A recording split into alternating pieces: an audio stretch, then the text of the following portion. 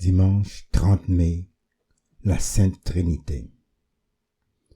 Lecture du livre du Deutéronome.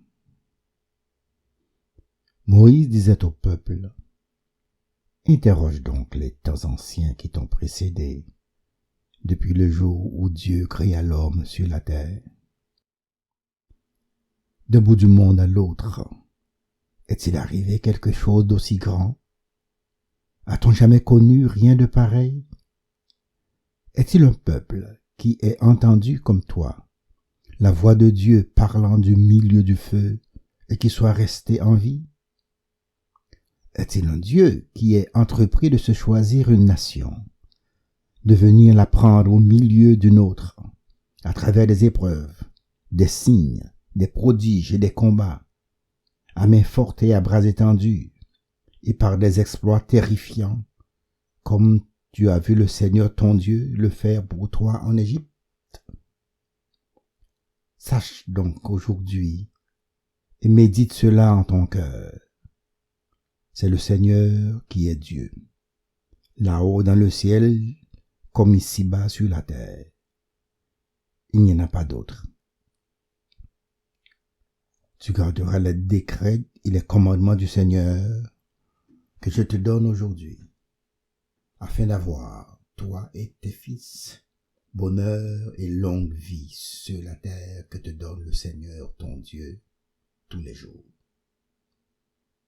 Parole du Seigneur.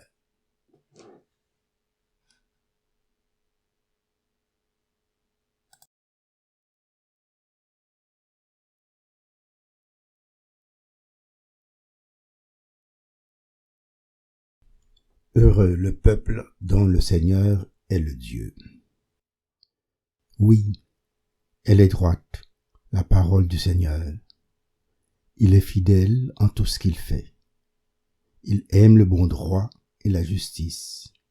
La terre est remplie de son amour. Heureux le peuple dont le Seigneur est le Dieu. Le Seigneur a fait les cieux par sa parole, l'univers par le souffle de sa bouche.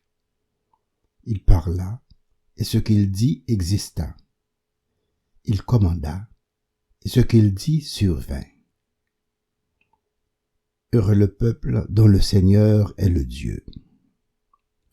Dieu veille sur ceux qui le craignent, qui mettent leur espoir en son amour, pour les délivrer de la mort, les garder en vie au jour de famine. Heureux le peuple dont le Seigneur est le Dieu.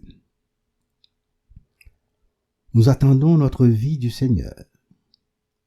Il est pour nous un appui, un bouclier. Que ton amour, Seigneur, soit sur nous, comme notre espoir est en toi. Heureux le peuple dont le Seigneur est le Dieu.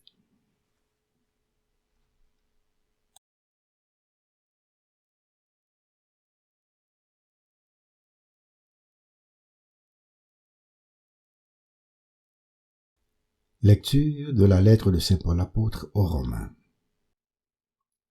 Frères et sœurs, tous ceux qui se laissent conduire par l'Esprit de Dieu, ceux-là sont fils de Dieu.